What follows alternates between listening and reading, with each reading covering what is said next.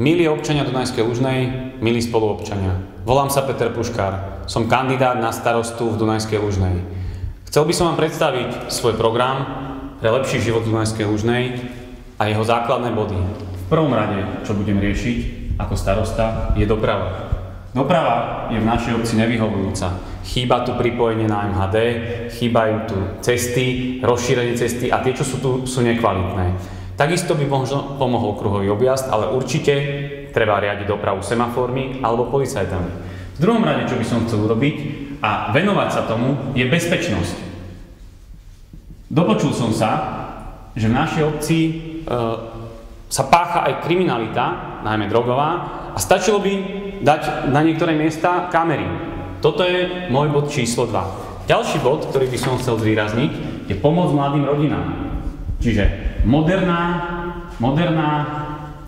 Dunajská Lužná. A hlavne transparentne. Všetky veci sa tu budú robiť transparentne.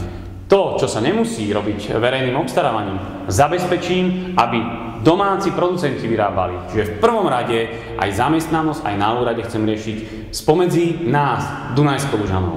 V štvrtom bode, ktorý by som chcel zdôrazniť, je infraštruktúra. Infraštruktúra je dôležitá preto, aby bolo osvetlenie, aby boli lepšie chodníky, aby bola zeleň pokosená, ako má byť a tak ďalej. Čiže toto sú dôležité veci. Ja som za spoluprácu. Som jeden z mála kandidátov, ktorý je schopný a dokáže naozaj spolupracovať, nielen o tom rozprávať.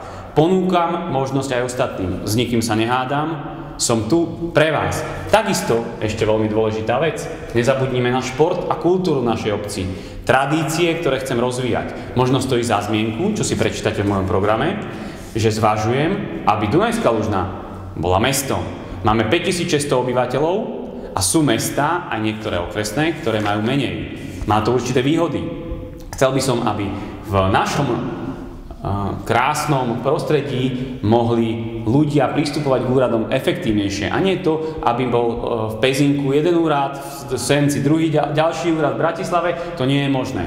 Takisto chcem zaviesť pre mladých napríklad Wi-Fi a kultúrne akcie, ktoré sa budú oni sami zabávať. Ja tu budem naozaj pre všetkých.